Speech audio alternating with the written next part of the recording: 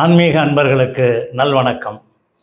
சென்னை திருப்போரூர் அப்படிங்கிற இடத்துல என்னுடைய உறவுக்கார பையன் அருமையாக இருப்பார். 28 வயசில் சூப்பராக கல்யாணம் நடந்தது. ஒரு 3-4 மாதம் ஆச்சு. பையனோட அம்மா அவங்க மருமகளை கூப்பிட்டாங்க.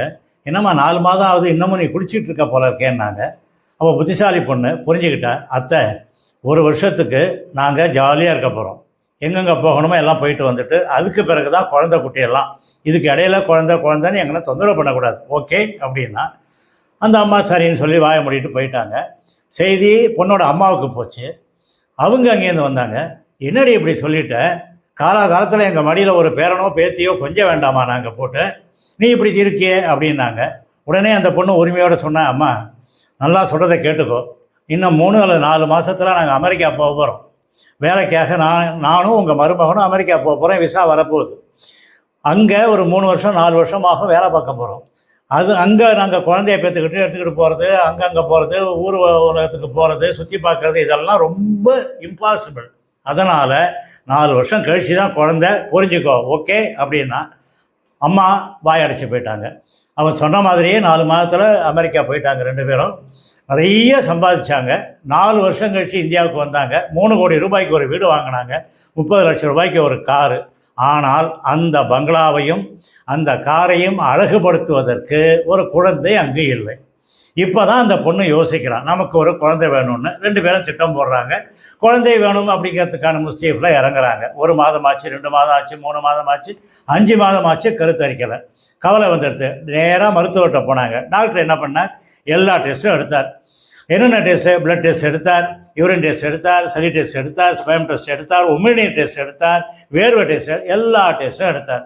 அதே மாதிரி ஸ்கேனு, வயத்தில் ஒரு ஸ்கேனு, கருப்பையில் அந்த சிடி ஸ்கேனு, பிரெயினில் ஒரு எம்ஆர்ஐ ஸ்கேனு, அப்புறம் நகைக்கண்ணில் ஒரு ஸ்கேனு, தலைமுடியில் ஒரு பெட்டு ஸ்கேனு, கிட்டத்தட்ட ஒரு 2 லட்சம் ரூபாய்க்கு எல்லா ஸ்கேனும் எடுத்து முடிச்சுட்டு கடைசியாக அவர் அறிவுரை சொன்னார். நீங்கள் 2 பேரும் பர்ஃபெக்ட்லி ஆல்ரைட். என்ன நினைக்கிறேன், கொஞ்சோண்டு ஹார்மோனல் இம்பேலன்ஸ் இருக்கிற மாதிரி எனக்கு தோணுறது.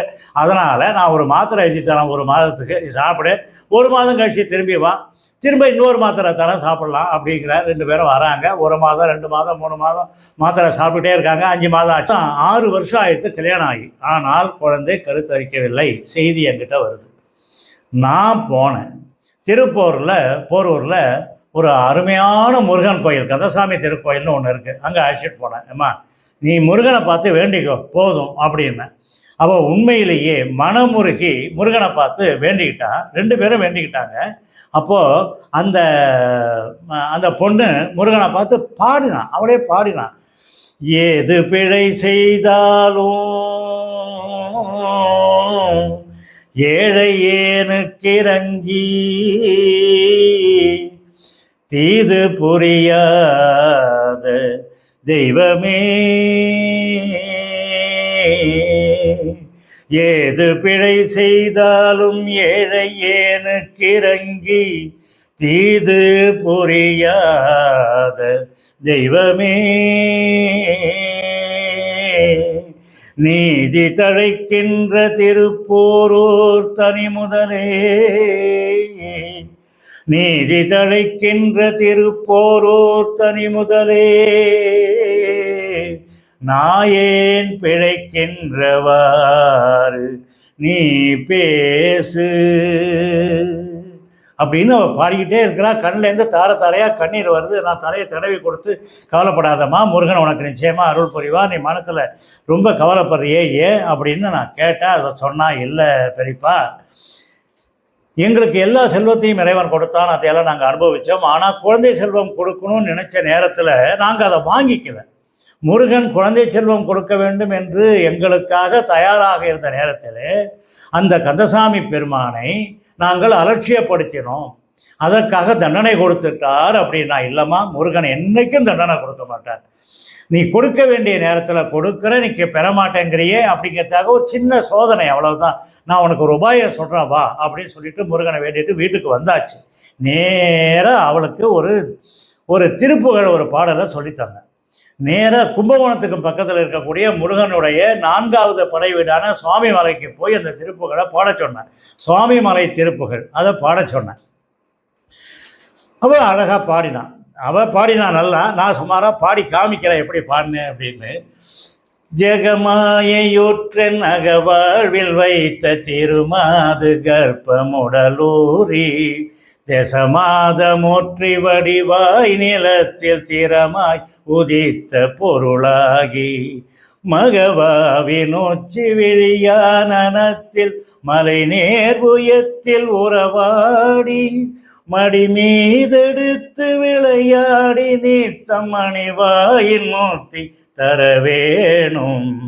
இது அருணகிரிநாதரின் திருப்புகழ், சுவாமிமலை திருப்புகழ். கண்டிப்பாக மனமுருகி இறைவனை நோக்கி இந்த பாடலை பாடிக்கொண்டே இருந்தால் நிச்சயமாக குழந்தை பேரு உண்டாகும் என்பது திண்ணம். அதோடு கூட ஒரு உபாயம் சொல்கிறேன். வீட்டுக்கு வந்த பிறகு அவர்கிட்ட சொன்னால் அதை கரெக்டாக செஞ்சா. என்ன, பீரியடு வந்த அந்த ஒரு வாரம் விட்டுடணும். 2வது வாரம் முதல் நாள்லேருந்து ஆரம்பிக்கிறோம். முதல்ல ஒரு குழந்தை முருகன் படத்தை வச்சு சந்தனம் குங்குமம் பூ எல்லாம் வச்சிருங்க. அவருக்கு முன்னாடி 2 6 வரிசைக்கு வெத்தலையை வைங்க, பாக்கு வைங்க, எல்லாத்துக்கும் சந்தனம் குங்குமம் பூ வைங்க. இதை ஆறுமுக சாமியாக மனசில் பாவனை பண்ணிக்கோங்க. ஒவ்வொன்றுலையும் ஒரு புது மண் அகல் விளக்கு வைங்க.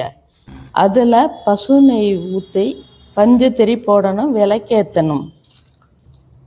இப்போ மாதுளம் பிஞ்சு அல்லது மாதுளம் பழத்துக்குள்ளே இருக்கிற வெள்ளை திசுக்களையும் சேர்த்து அரைச்சி மாதுளம் ஜூஸு நைவேத்தியம் பண்ணணும். பூஜை முடிஞ்ச பிறகு கணவனும் மனைவியும் இந்த ஜூஸை குடிக்கணும். நானும் அனைவருக்கும் வேண்டிக்கிறோம். என்ன செய்யணும், என்ன வழிபாடு? பாம்பன் சுவாமிகள் சண்முக கவசம் சொல்லியிருக்கிறார். அதே மாதிரி குமாரஸ்தவம் அப்படிங்கிற ஒன்றும் சொல்லியிருக்கார். ஒரு 44 வரிகள் கொண்ட மந்திரங்கள் அவை. மிகவும் மிகவும் சக்தி வாய்ந்த மந்திரங்கள். இதை நீங்கள் எல்லாருமே படிக்கணும், சாதாரணமாகவே படிக்கணும். நம்ம வீட்டு குழந்தை நல்லா இருக்கணும்னு நினச்சா இந்த குமாரஸ்தவம் படிக்கணும்.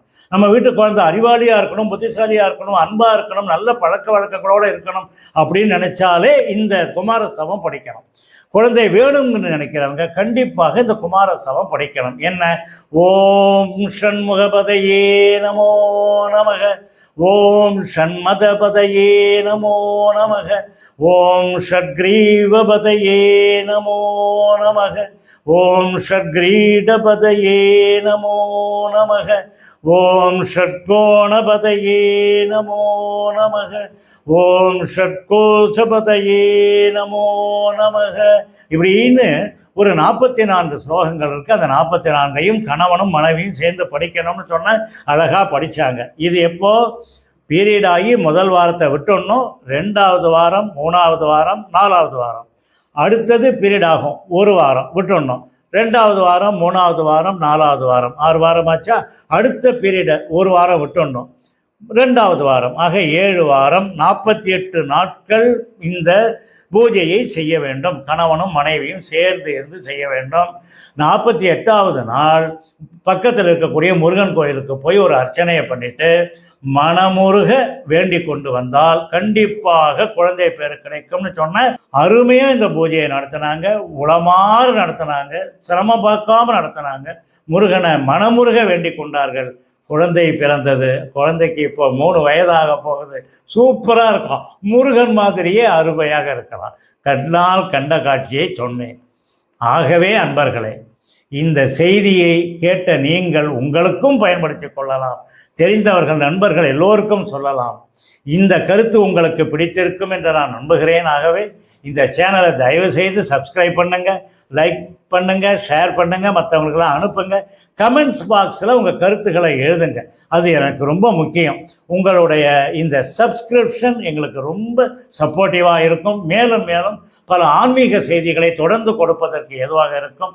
நன்றி, வணக்கம், வாழ்வாங்கு வாழ்க.